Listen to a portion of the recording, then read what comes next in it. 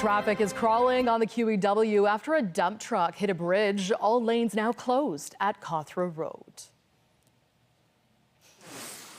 Good afternoon and welcome to our viewers on CP24. The dump truck hit a pedestrian bridge that is under construction just before 8 this morning. It's a structure that spans the QEW, and the OPP says it could be several hours before the expressway can be reopened.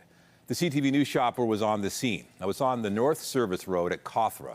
No injuries are reported, and the original estimate to get the road reopened was 5 hours. Police say it could be early this afternoon. And CP24's Courtney Heels has been on the scene since this morning and joins us now live. What's the latest, Courtney? Well, Nathan, we are in touch with provincial police. Police made the call to shut down the road because they had safety concerns when this collision happened behind me. They're telling me at least 2 to 3 o'clock. That's when the road might be able to reopen. But a lot of this depends on the work that's happening behind me. You can see crews are still here. We're giving you a pretty good look at the pedestrian bridge. It is under construction.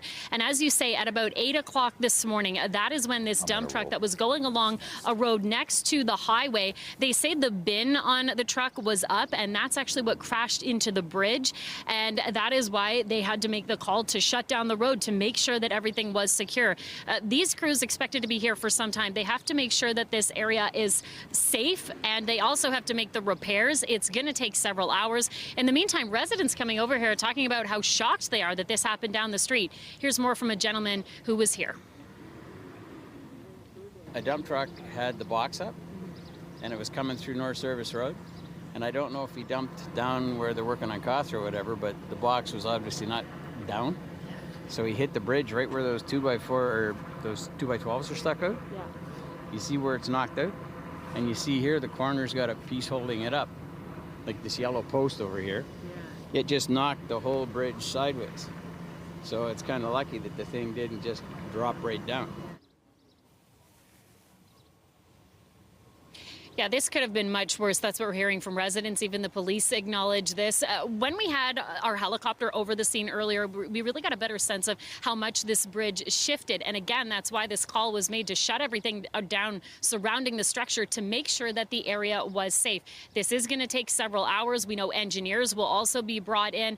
At some point, of course, the police will get the all clear in order to reopen the road. But it's very possible, Nathan, that this could stretch into the commute home. The QEW, a very, very popular route for so many people going into and out of the city of Toronto. So we'll stay in touch with police, see what they have to say. Also good news on this, nobody was injured. Over to you. All right. Thank you, Courtney. Next to the trial of a man in a shocking attack on a TTC bus where a woman was set on fire in June of 2022. Defense lawyers say Tenzin Norbu should not be held criminally responsible. CTV Sean Leithong is covering the trial today and has more. Good afternoon. Court could hear today whether a man who's accused of first-degree murder after a brutal killing in 2022 could be found not criminally responsible. It was June of 2022 when 28-year-old Naima Dolma was set on fire aboard a bus at Kipling Station. She died 18 days later. Tenzin Norbu had already been arrested. He was then charged with first-degree murder. Dolma and Norbu were strangers to one another. Norbu has admitted to causing her death, but as an agreed statement of fact, both the defense and prosecution have submitted that Norbu was in a psychotic state as a result of a pre-existing diagnosis of schizophrenia and should not be held criminally responsible. Justice Maureen Forstell is presiding over the matter without a jury. According to the agreed statement of facts, Norbu boarded the bus behind Dolma. He asked her if she was Tibetan before dousing her in lighter fluid and then lighting her on fire. Dolma suffered burns to over 60% of her body. On Monday, a forensic psychiatrist said in court that she believed Norbu was suffering from schizophrenia when he attacked Dolma. Court also heard from the TTC supervisor who tried to help Dolma when she ran from the platform. Justice Forstell is expected to render a decision today. So while the prosecution and defense submitted their joint statement of fact, there is the possibility that the justice will take more time before rendering her decision. Outside 361 University Courthouse, Sean Leithong, CTV News. Still to come, Premier Ford has signed a trade deal with the governor of Illinois. We'll have the details coming up. But first, a look at the forecast. Another cool start to the day, but temperatures are rising, and that trend will continue for the rest of the week. That's good to hear. Jessica Smith is here with a look at the current conditions. Another somewhat cool start. Yeah, it's a little fresh out there, right? You kind of feel that chill to the air. We're looking at that northerly wind still adding that bite. So when you're out early on in the morning, you definitely need maybe a layer. But the good news is the cool down is short-lived and high pressure is going to settle in and eventually clear things out. Right now, we're still kind of holding on in that mid-teen temperature range, still a northerly flow to the wind, so it is going to make it feel a little cooler. The good news is winds remain relatively light. As we head in towards the afternoon, things are going to warm up a little bit. We do get closer to seasonal, but not quite there. Right now, through the islands, through Pearson, between 14, 15, and again, that light northerly wind. We are going to seasonal and then well above in the next 5 to 7 days. Temperatures getting into that mid-30 range. Coming up, a full look at your long-range forecast right now. Back to Nathan and Natalie. All right, thank you, Jess. We're back at St. Anne's Anglican Church after it was destroyed by fire. The place of worship has been completely gutted by the blaze, but there is determination to rebuild. CTV's Raheem Ladani is following this story and joins us live with the latest. Raheem.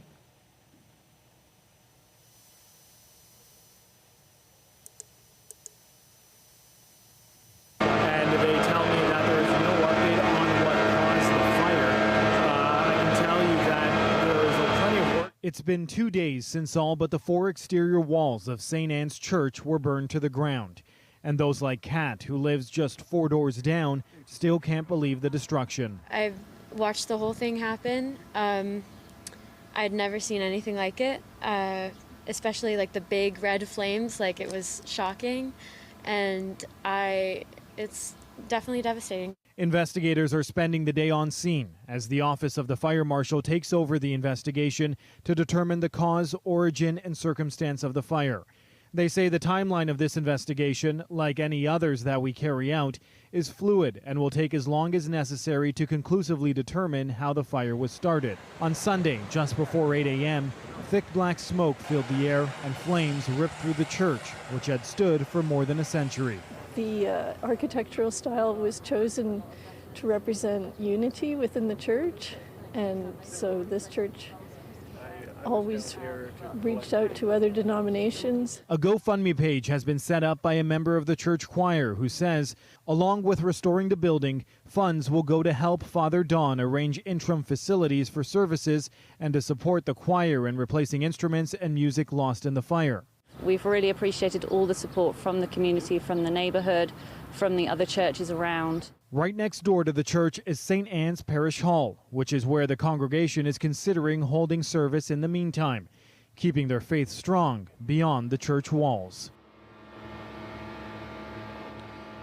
What you can see right now is the crews, many different cleanup crews on scene right now helping with the cleanup activity. I can also tell you that there is a prayer vigil set up for 7:30 this evening. That's going to be held here right in front of the church. Reporting live, I'm Raheem Ladani. Natalie, I'll send it back to you. Okay, thanks, Raheem. Carolyn Parrish has been elected mayor of Mississauga and calls her win a big victory for the city. The longtime city councilor and former MP beat 19 other candidates to become the city's 5th mayor.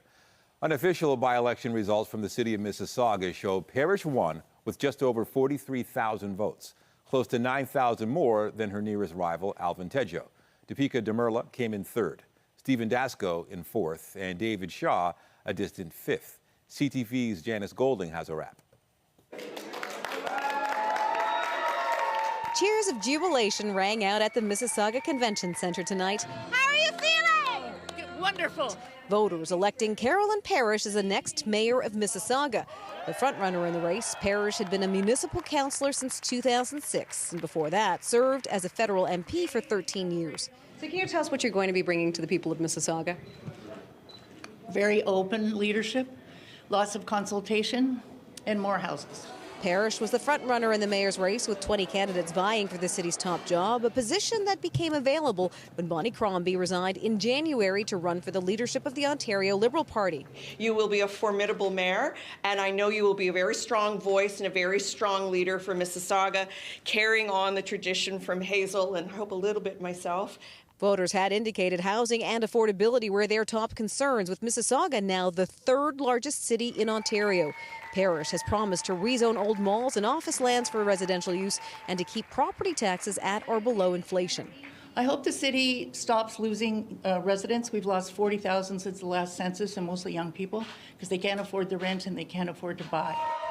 First-term councillor for Ward 2, Alvin Tedjo, finished second in the mayor's race. Tedjo campaigned as a champion of public transit and as a creator of green spaces and said he would focus on affordability and building more homes. He also said he would freeze property taxes until 2026. Thank you to the voters of Mississauga for coming up to vote, for voting for what they believe was the best vision for the future of this city. The third-place finisher tonight, Deepika Demirla, the Ward 7 councillor, formerly served as an MPP with Kathleen Wynne's Liberal government. Demirla said her focus this election centred on affordability and congestion. She also vowed to keep property taxes at or below the rate of inflation. We did something special. For many of you, this was really your first campaign. The first time you got involved, the first time you put your heart and soul. And I feel honored that you chose me. Parrish is only the third mayor to serve the city of Mississauga since 1978, following Bonnie Crombie and the late Hazel McCallion, who was the mayor of Mississauga for 36 years. Ontario is looking to boost trade and investment with our fourth largest export market in the U.S. Premier Ford has welcomed the governor of Illinois to Toronto, where they signed a new memorandum of understanding today. We're Illinois' #1 export destination, along with 17 other states. And we just share the same values. We share the same values, quality of life as well. As each of our economies grows and evolves, we remain reliable partners to one another. Today, I think we're going to take a new step forward because there's so many new things for us to be working on together. The province says the MOU fosters collaboration in key sectors such as automotive, agriculture, energy, and advanced manufacturing. There will also be regular business missions and the sharing of market information and best practices on skills training. Total trade between Ontario and Illinois was valued at more than $29 billion last year. We are Illinois' second largest export market.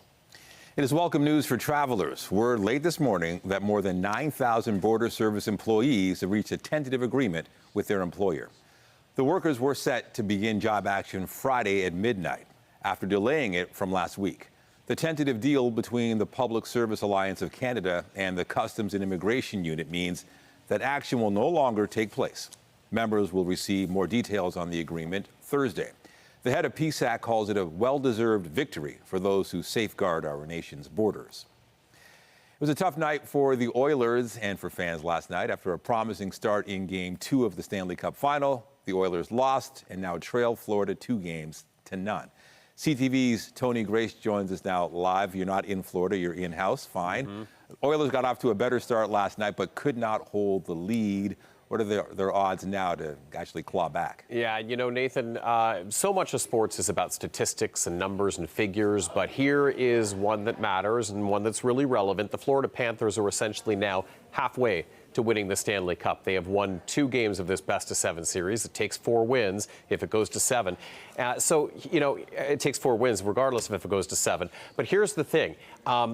When a team is out to a 2-0 series lead in the first 2 games of the Stanley Cup, they've gone on to win the Cup 49 out of 54 previous times. So the odds are not in Edmonton's favor here. They are in Florida's favor. Edmonton, as you saw there in that opening highlight, giving fans some hope as they opened scoring last night, but then it was 4 unanswered goals by Florida. Florida coming back to win this one 4-1. And bringing it back to Edmonton now for Game 3, where the task is really for the Oilers to start clawing back now, down 2-0. So that's essentially the lay of the land as far as that goes. It's a travel day today, Nathan, so our teams who are covering this are en route right now back to Alberta, and it's going to be a travel day and then a practice day tomorrow as everyone gets ready for Game 3 to see if the Oilers can start to climb that hill again, Nathan. For sure, you know that. Yeah. What are fans in Edmonton saying? Well, you know, fans obviously remaining optimistic. You know, hope springs eternal here. And for that matter, fans across Canada who are cheering on the Oilers, hoping that the Stanley Cup will come back north again. But if we look at what the players were saying, you know, it was that very typical reaction of you could kind of feel the tension in their comments. You could kind of sense the emotion. You could feel the pressure. Perhaps forward Zach Hyman put it best when he said, this is Edmonton's Zach Hyman, by the way, we've got to win 2 and it starts with winning one. So if you want to talk about numbers and statistics, it doesn't come down to anything more important than that. And by the way, there were people from across Canada in Florida watching the first two games, some of them planning to head to Edmonton for Game 3. Of course, expect a very loud reception from Oilers fans on home ice, as the Oilers hoping that that home ice advantage brings them some luck and some fortune as we head into Game 3, Nathan. A lot of Canadian fans hoping for the same thing. CTV's Tony Grace, thank you. You bet. Well, the integrity of Canada's electoral process continues to be in the spotlight. There are growing calls for an expanded inquiry into foreign interference and an investigation of allegations against members of Parliament. CTV's Annie Bergeron-Oliver has the story. The pressure on the Liberals to release the names of MPs alleged to have colluded with other countries is growing. Opposition motion on foreign interference in democratic institutions. With the bloc forcing a debate on whether Justice Hogue should expand her foreign interference inquiry. The Liberals say they're on board. We wanted to make sure that the Hogue Commission had the authority to follow the evidence. This might be a perfect example where they're able to follow the evidence in their own judgment.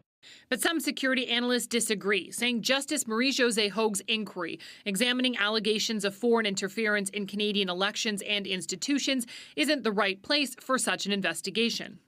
We have one former MP who may have worked and collaborated with a foreign intelligence service. That potentially could be espionage. That's not part of the ambit of the inquiry. So the government kind of owns this mess, and I feel the government should deal with it. The members of the National Security and Intelligence Committee of Parliamentarians who released the bombshell findings last week said they disclosed all they could and that dealing with the problem is now up to Parliament.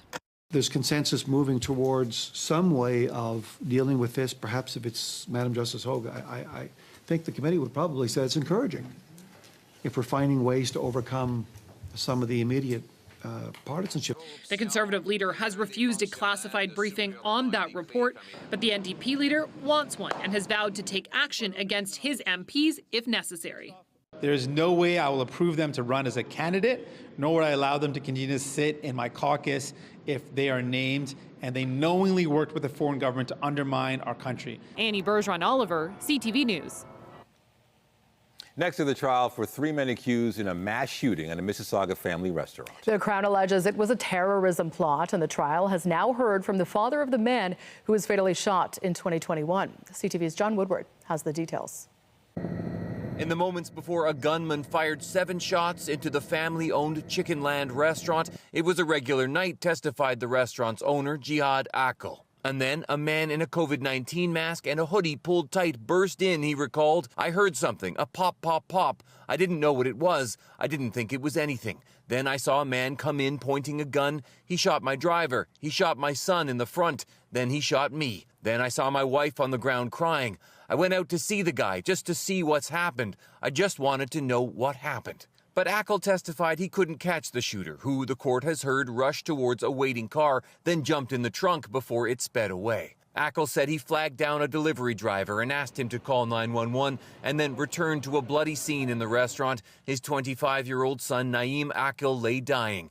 He said, I started screaming his name, Naeem, Naeem, Naeem. But the Crown has alleged it was Anand Nath working with Suleiman Raza and Nakash Abbasi to kill Naeem Akil, who worked with them briefly at a Mississauga warehouse business named TrialLink. Welcome to TrialLink. Akil had discovered that TrialLink was raising funds for an ISIS-linked training camp in Pakistan, another witness has said, and Akil was going to blow the whistle, though defense lawyers have disputed his account. A pathologist also testified, saying Akil was hit with 2 bullets to the head, either of which could have been fatal, and that he died within seconds.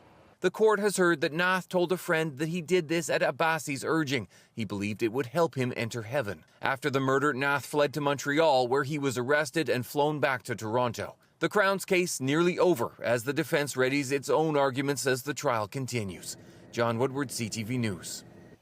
A senior Toronto police officer accused of misconduct has taken this stand in her own defense, accused of interfering with an investigation into a collision involving her nephew. Inspector Joyce Schertzer testified that she would have arrested her nephew herself if she believed he'd been impaired. CTV's John Musselman has the details. Charged with professional misconduct for inserting herself into an investigation to benefit a family member. The allegation is she prevented investigators from determining if alcohol was a factor in the crash. She has been charged under the Police Services Act. But Schertzer took the stand in her own defense and denied any wrongdoing. She testified her nephew did not smell of alcohol and showed no signs of impairment. Her lawyer: did you take your nephew away from the scene to interrupt the investigation? Schertzer: no, I did not. If I thought for 1 second my nephew was impaired, I would have arrested him myself. Lawyer: did you interfere with this investigation? Schertzer: no, I did not. I only attended the scene. I went there for the safety and well-being of my nephew. Inspector, since I did the on-scene investigation here, and I determined there's no criminality, it's HTA only, I think it's fine if Calvin goes once I have his information. Traffic service officers later demanded that Schertzer's nephew return to the crash scene. He did 3 hours later. I'm going to be honest with you, man. Straight up and blunt and honest with you. I'm concerned that you've been drinking. Prosecutors allege Schertzer going to the scene was a conflict of interest, and it also may have influenced the investigation. Schertzer will be cross-examined on her testimony. She has pleaded not guilty to all charges. John Musselman, CTV News. 3 people were taken to hospital with serious injuries following a stabbing in East York last night. Police responded to the Danforth and Thyra area just before 8:45 last night. One man was arrested at the scene who police say had also been stabbed. Paramedics transported one person to hospital with life-threatening injuries and 2 others with serious but non-life-threatening injuries. Hamas is reportedly accepting a UN resolution backing a plan to end the war in Gaza. U.S. Secretary of State Antony Blinken says this is a hopeful sign, but he is urging Hamas to formally accept the ceasefire proposal. Everyone's vote is in, except for one vote, and that's Hamas. And that's what we wait for.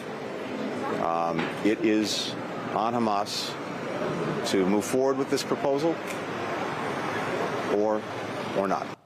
On Monday, the United Nations Security Council voted to approve U.S. President Joe Biden's proposal for a truce to end Israel's offensive in Gaza. Today, a senior Hamas official said the group accepts the ceasefire resolution and is ready to negotiate the details. The UN Human Rights Office says both Israeli forces and Palestinian armed groups may have committed war crimes in a deadly raid Saturday in Gaza. The raid by Israeli forces on a refugee camp freed 4 hostages taken by Hamas in October. Officials in Gaza say at least 274 Palestinians were killed in the raid. The Israeli military said it carried out intensive strikes when a firefight erupted as the rescuers withdrew. Hunter Biden was convicted today of lying about his drug use to illegally buy a gun. A jury in Delaware found Biden guilty on all 3 counts against him. Prosecution witnesses testified about his addiction in the weeks before and after the gun was bought in October 2018. Lawyers for the U.S. president's son sought to show that he was not using drugs when he purchased the weapon and did not intend to deceive because he didn't consider himself a drug user when he filled out the form. No sentencing date has been set. It might be a new low when it comes to porch pirates, those who steal packages off people's doorsteps. In the U.S., doorbell cameras caught the moment a delivery man dropped off a parcel only to see it snatched right out from under him. CTV's Heather Butts has more. Porch pirates snapping packages in broad daylight, often captured on camera. It's not new, something consumers are contending with in a world of online shopping and home deliveries. But then there's this, the latest wave of package theft leaving homeowners stunned by just how bold those porch pirates are. A brazen theft this week in Columbus, Ohio. A FedEx driver had just arrived with a delivery. He'd barely finished knocking on the door when from behind, a thief runs up and snags the package, taking off down the driveway. The FedEx worker in shock. The thief made off with a brand new Apple Watch belonging to Kyle Dorsch.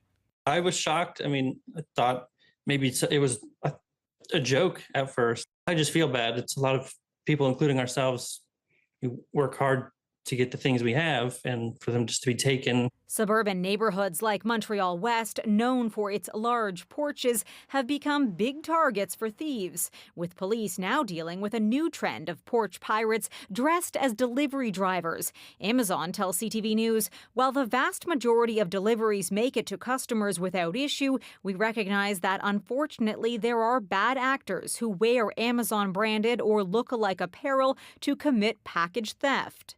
A recent FedEx survey finds porch thefts are on the rise in Canada. According to the results, 1 in 4 Canadians have had a package stolen. Professor Ben Stickle studies the phenomena and isn't surprised by the numbers. The volume of things that we're receiving in our home is higher than it's ever been, and the value of what we're getting shipped to us is also increasing. Think about phones, computers, jewelry, things of that nature. And then on top of that, this is a very low skill crime. You need almost no skill to actually walk up and take a package. His advice, schedule your deliveries, have them sent to a neighbor, or install a front porch delivery locker system. Heather Butts, CTV News, Toronto.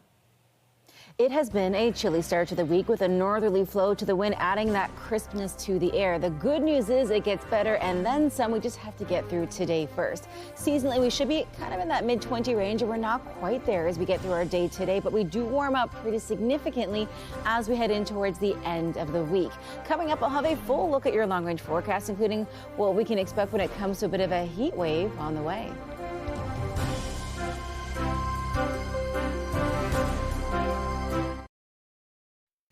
All right, to the forecast. I was hoping I could wear shorts every day from now till September, but the streak has ended. It's too chilly. My kids asked me this morning whether summer was over for the year, and I said, no, we're putting on sunscreen. You get a rain jacket, you get boots, You and a little bit dress for everything. We just have this temporary cool down. It was cold and it was windy yesterday. If you were outside, we had a northwesterly wind with quite the breeze. I was outside like, okay. I put on a jacket. I was upset. But you know what? It is short-lived, and we do rebound significantly as we head in towards the end of the week, the beginning of next week. We've got Humidex values next week right now in the upper 30s, low 40s, so it does get toasty. Weather is brought to you by by the Presler Law Firm. Injury lawyers, you don't pay unless they win. We've seen that cloud cover out there, but the sun is trying. It is trying so hard. I think I can.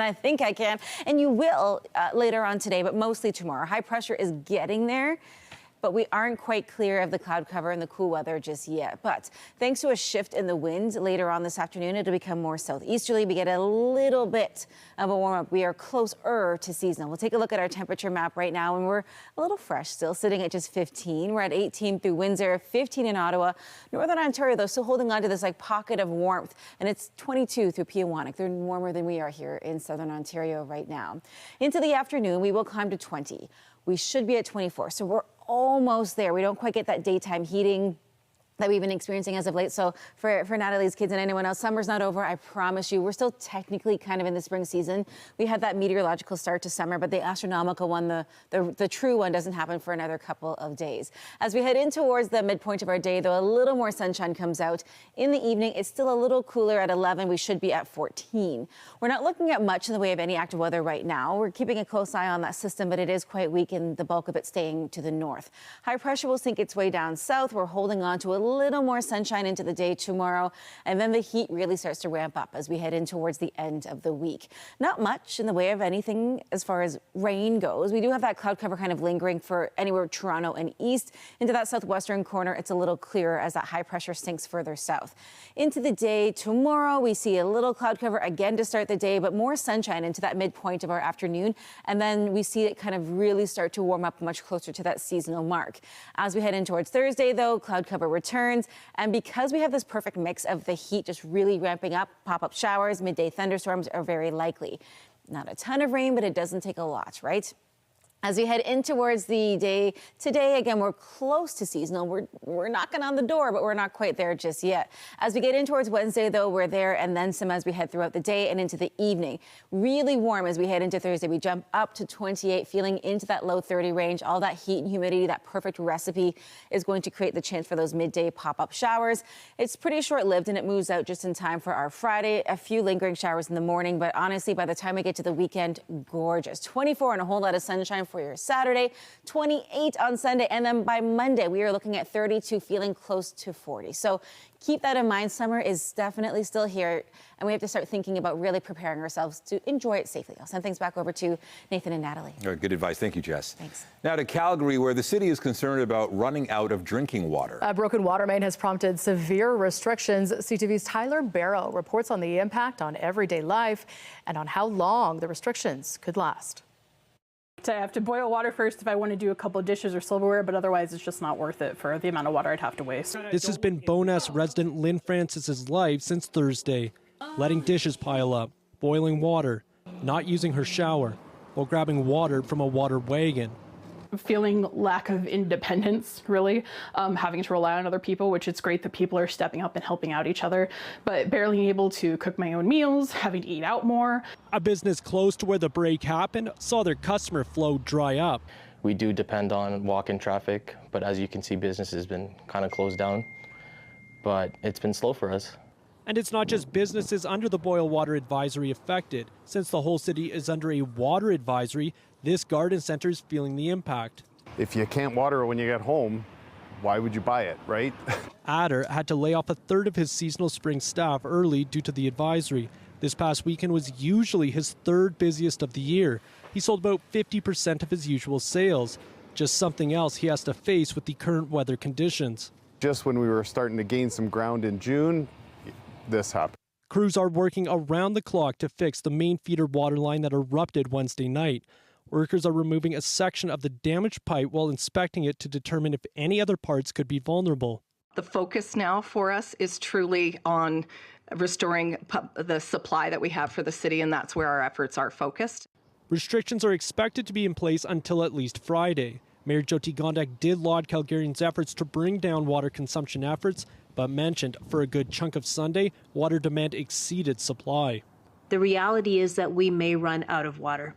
And I don't say this to scare people, but I think it is incredibly important for us to understand how serious the situation is right now. Alberta Health Services removed the boil water advisory for the community of Bowness. Some much-needed relief after what's been a difficult week for residents. Tyler Barrow, CTV News, Calgary. Still to come, doctors are sounding the alarm over changes in the federal capital gains tax. The outcry from physicians after the break.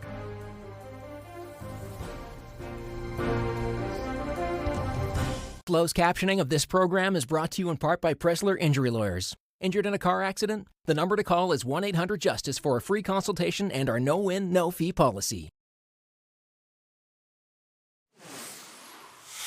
We have breaking news from the courts where Tenzin Norbu has just been found not criminally responsible in the death of Naima Dolma. Norbu had been charged with first-degree murder after he poured lighter fluid on Dolma while she sat on a bus at Kipling Station back in June of 2022 and then lit her on fire. Dolma died of her injuries in hospital days later. The judge in the case says he believes Norbu is not criminally responsible for his actions based on the testimony of professionals who said Norbu was experiencing active psychosis at the time of the incident. Norbu will now be remanded to the Ontario Review Board, who will decide at which hospital he'll be housed after a hearing set for a later date. By now, you've heard about the plan by the federal Liberal government to generate more money through changes to the capital gains tax. And the finance minister is pushing back on criticism from Canadian doctors. CTV's Mike LeCouture has the details. Taxing capital gains is not an inherently partisan idea. Finance Minister Chrystia Freeland pointed to past Conservative governments under John Diefenbaker and Brian Mulroney, who she says moved towards tax fairness. But while saying this isn't a partisan issue, Freeland added this. I do think this is a moment when Canadians should be watching closely what happens in the House and watching closely to see how all MPs vote on this, I would say, defining measure. The measure is to hike the inclusion rate on capital gains from 50% to 67% for people earning more than $250,000 in profit on the sale of assets or investments. Many believe the Liberals separated this from the main budget bill to put the Conservatives on the spot. Their hope is if they can draw the Conservatives into a direct debate on this question, that maybe they can skew a little bit towards where the majority of voters are. A Conservative leader, Pierre Poilievre, has not said how his party would vote on this because the legislation hasn't been public until this point. However, a statement from his office called it a tax, adding, doctors, small business owners, and Canadians saving for their retirements have all raised opposition to Trudeau's next tax hike. But he is desperate to pay for the $61 billion in new inflationary spending announced in the latest budget. The NDP is already lining up to support the changes to capital gains, despite the politics at play. The fact that they're not only moving forward on this, but then separating it out of the budget to make it a wedge issue for the Conservatives just highlights that they want to make this a political point. A political point or not, it'll all come to a head in a vote on this bill. Mike Lecouteur, CTV News, Ottawa. The Ontario Medical Association says the changes will have a drastic impact on what it calls an already failing healthcare system. Kimberly Moran is the CEO of the OMA and joins us now live with more on this. Thanks for joining us. In what kind of scenarios does this increase in the capital gains tax affect physicians? Well, doctors are deeply disappointed in this new federal legislation because it has a direct impact on how they save for retirement and many other things that affect their compensation. I mean, look, the healthcare system is struggling right now, where Ontarians can't have access to their family doctor or don't have a family doctor, where they wait way too long for a specialist appointment. This is just going to make it that much harder to attract new doctors in the system, which is going to make the problems that much worse. So with that, what will this mean for healthcare? What might it have in terms of what kind of impact might it have? Well, what we're going to see is we're going to have problems attracting doctors to Ontario. We may see doctors leaving Ontario because they can seek a better job in another area of the country or across the globe. What we need to do is really make sure that we're creating a system where we're attracting doctors into the province, because every Ontarian wants to have access to a family doctor, deserves to have access to a family doctor.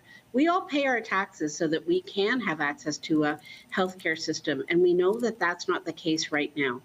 And what are you hoping happens next? Well, I think that this legislation needs to be reversed. I was very disconcerted by Minister Freeland's comments yesterday about how the province should just pay doctors more. It felt very disingenuous given all the different pushes on provincial budgets. And I think that if they're not willing to reverse this, then they have to send more money to the provinces to really make sure that every Ontarian can have access to the doctor when they need it. All right. Kimberly Moran, CEO of the OMA, thank you. Thank you. Well, we have more information today on a recent warning by Toronto Public Health following a sharp rise in cases of a rare bacterial illness that can lead to meningitis. Here's CTV's Heather Wright on the best layer of protection. 13 cases in 6 months may not seem like a lot, but that's double the yearly average of invasive meningococcal disease cases in Toronto, enough for public health to issue a warning.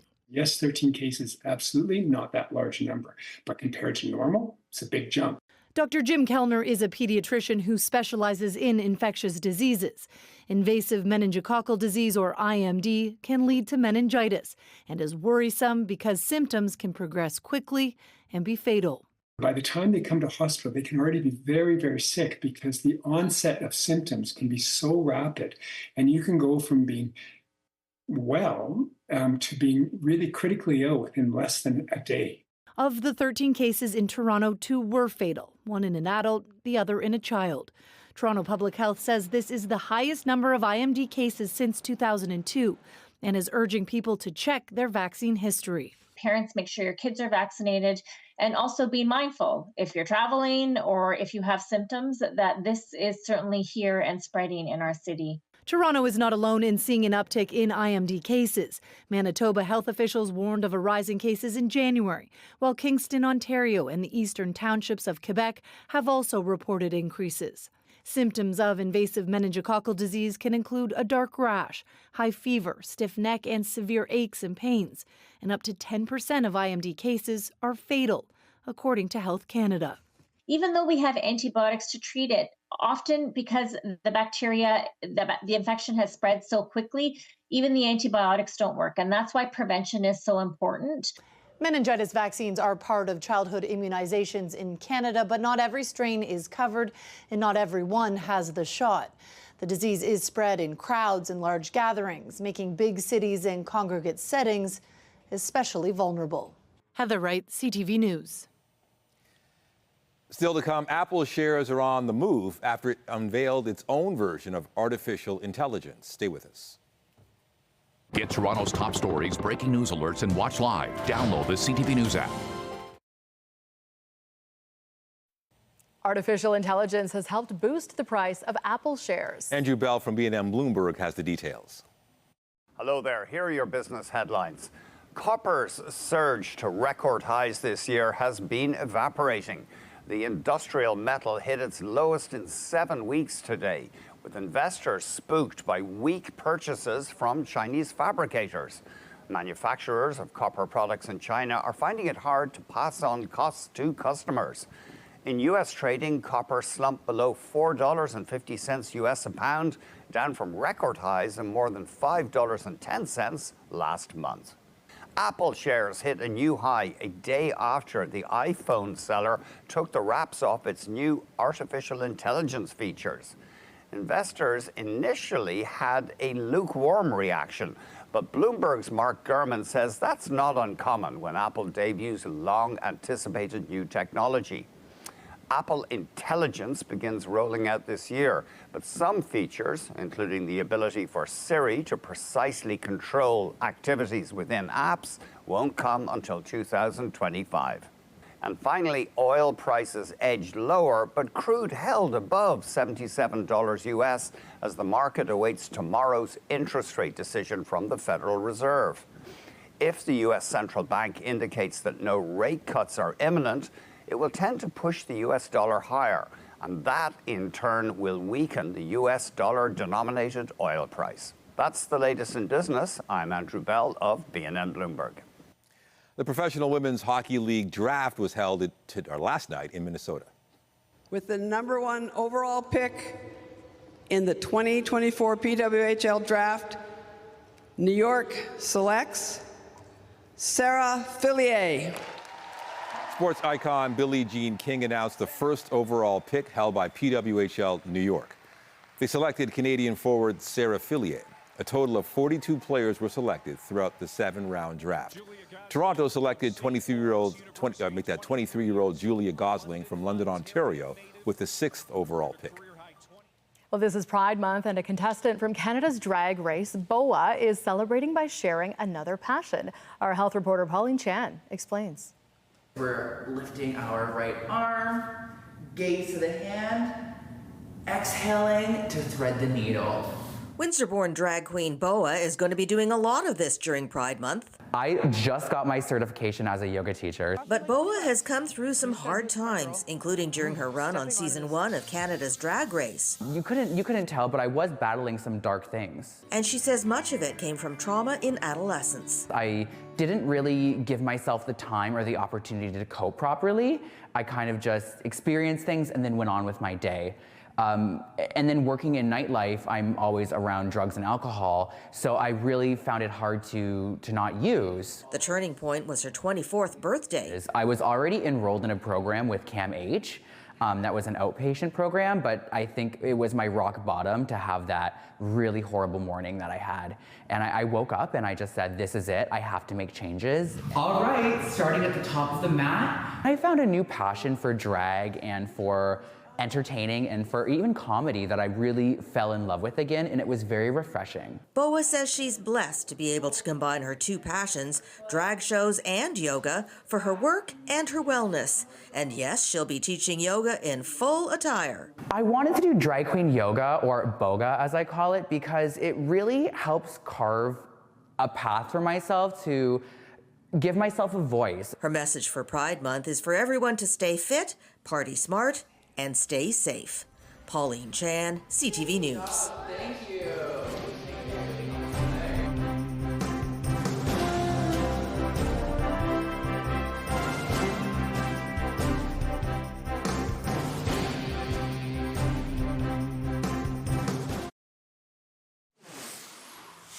We've got some breaking news in our top story. We just received word in the last few minutes that both the eastbound and the westbound lanes of the QEW at Cawthra Road have reopened. Crews spent more than 4.5 hours stabilizing the structure of a pedestrian bridge that's under construction. It was hit by a dump truck this morning. Now, this was the view from the CTV News chopper. The scene is on the North Service Road at Cawthra. Thankfully, no injuries are reported. Of course, we're going to keep on following that story. Good news. Yeah, and you can see from the CTV News chopper there, the sun is out, but we know it's cool outside. I know a few people on the golf course today. It was going to be breezy out there, right, Jess? Yeah, it's chilly. If you have outdoor sports kind of for the rest of the day today, it is a little bit cool out there, but we are seeing a rebound and then some. We'll have pressure is just north of us. It's going to sink down south. Clearing things out, more sunshine means more daytime heating and just a warmer day outside. But it has been breezy the last few days. We've seen the northwesterly flow to the winds adding that coolness to the air. Right now, we're just holding on to some cloud cover. But as we push through the day, as we get into the day tomorrow, things really start to clear out and warm up. Right now, it is still a little fresh out there. We're still just sitting at 15 here in the city. Winds are at 18. A pocket of warm air that's kind of a bit of a column up towards northern Ontario over the center of the Great Lakes there. It is warmer there than it is in southern Ontario right now, but we will start to see that rebound as we head in towards the end of the week. Into the afternoon for a walk, it's not bad, but again, if you're used to that heat and that humidity, we don't have it today, but we get there and then some as we head into the end of the week. So you can tell the kids it'll warm up, they can bring the t-shirts back. Good to know. Love Thank it. you, Jess. And that is CTV News at noon. Remember, you can get Toronto's breaking news all day long on CP24 and at our website, ctvnewstoronto.ca. For Jessica Smith and all of us here at CTV News, thank you for watching. I'm Natalie Johnson. And I'm Nathan Downer. Be sure to join us later for CTV News at 5 and 6. Take care. Not thrilling. Yeah.